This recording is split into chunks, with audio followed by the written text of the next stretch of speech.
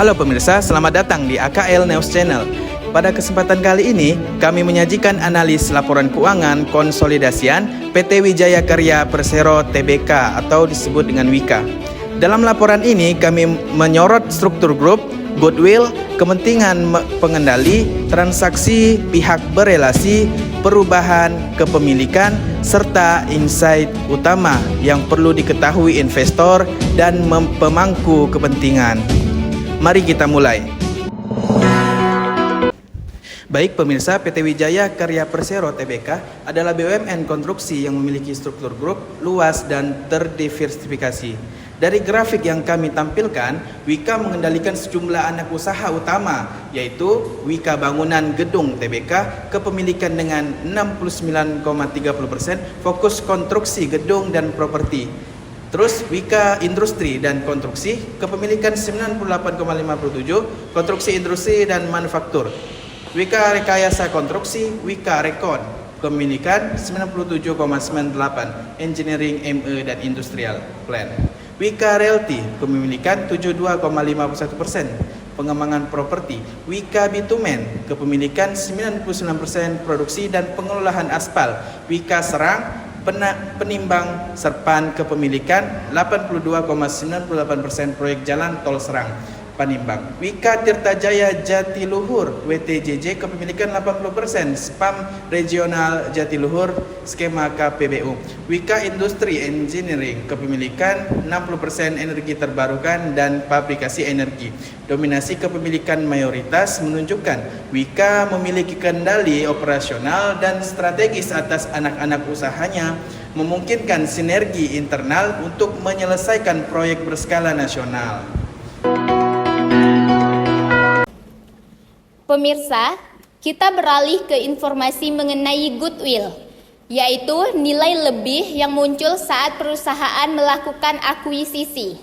Pada PT Wijaya Karya, seluruh goodwill berasal dari entitas anak, PT WIKA Rekayasa, Konstruksi atau WIKA Rekon.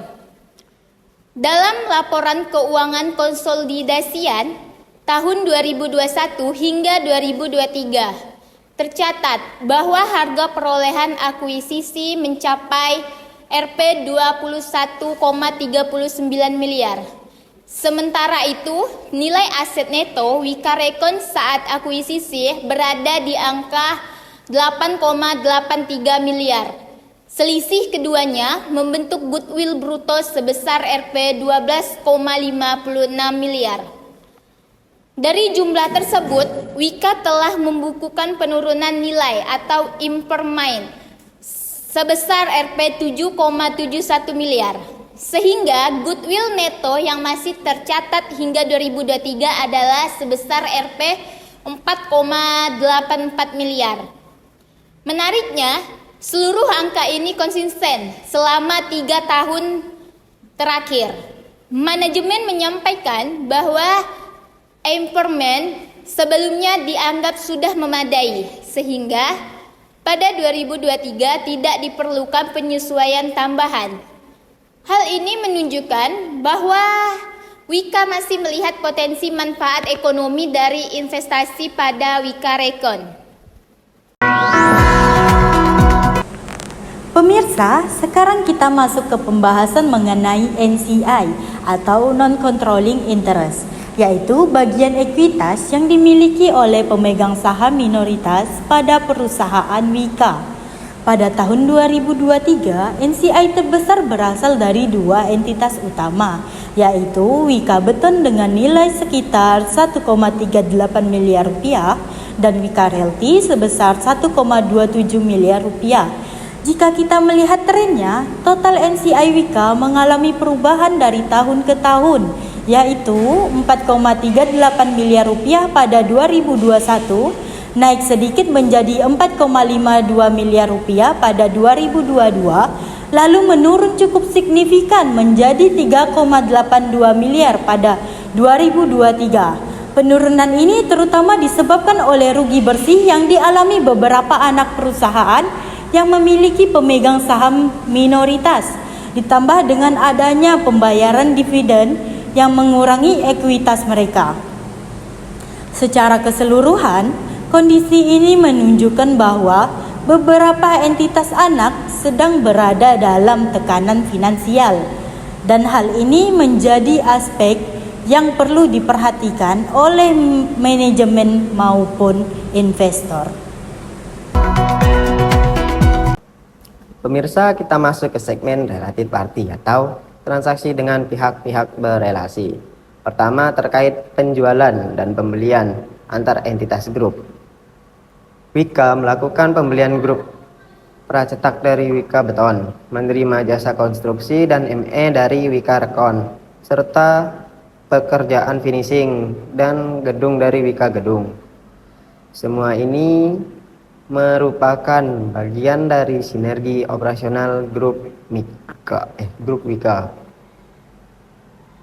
Kedua, mengenai piutang dan utang pihak berelasi. Nilai tercatat pada tahun 2021 tercatat sebesar Rp589.277.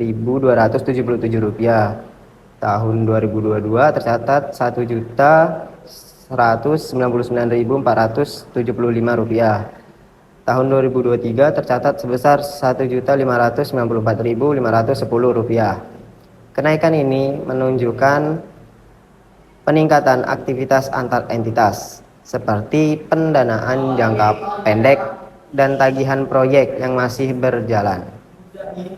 Ketiga, untuk beban manajemen, Wika membebankan manajemen fee atas layanan administrasi, pengawasan proyek hingga dukungan operasional.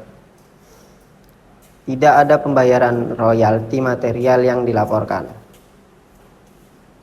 Lalu, apakah transaksi ini wajar? Berdasarkan pola dan catatan laporan keuangan, transaksi pihak berelasi Wika dinilai wajar. Untuk perusahaan konstruksi terintegrasi, seluruh transaksi bersifat operasional dan mendukung pengerjaan proyek. Tidak ditemukan indikasi pemindahan laba yang tidak semestinya atau praktik yang merugikan pihak tertentu.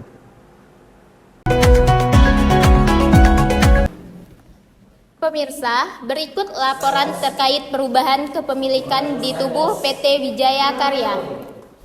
Tahun 2021 tidak terdapat akuisisi baru maupun transaksi yang mengubah presentasi kepemilikan utamanya. Struktur kepemilikan tercatat stabil sepanjang tahunnya. Memasuki tahun 2022, kondisi serupa kembali terjadi. Tidak ada perubahan signifikan pada kepemilikan. Penyesuaian yang muncul hanya berasal dari pergerakan ekuitas, seperti laba rugi dan pembagian dividen. Sementara pada tahun 2023 situasinya tetap konsisten. Tidak ada perubahan kepemilikan yang memengaruhi pengendalian. Wika tetap mempertahankan kendali mayoritas atas entitas anak utama, termasuk Wika Beton, Wika Gedung, Wika Realty, dan Wika Rekon. Dengan demikian, selama 3 tahun terakhir, struktur kepemilikan Wika dapat dikatakan stabil dan konsisten. Fluktuasi memang terjadi pada ekuitas, namun tidak menciptakan perubahan kepemilikan yang berdampak pada proses konsolidasi perusahaan. Pemirsa, demikian rangkaian analisis laporan keuangan konsolidasian PT Wijaya Karya Tbk versi AKL News Channel. Ringkasannya, goodwill tercatat stabil dan berasal dari akuisisi Wika Rekon. Goodwill neto 4,847.052 ribu, NCI menunjukkan penurunan pada 2023 akibat rugi emas anak dan distribusi dividen. Transaksi pihak berelasi meningkat dan bersifat operasional yang menurut kami masih wajar dalam konteks grup konstruksi terintegrasi. Kepemilikan relatif stabil selama 2021 sampai 2023 tanpa perubahan pengendalian. Insight utama dari kelompok kami, kestabilan struktur kepemilikan dan goodwill memberikan dasar pengendalian yang kuat. Namun, penurunan NCI dan peningkatan transaksi pihak berelasi mengindikasikan tekanan finansial pada beberapa entitas anak yang perlu diawasi.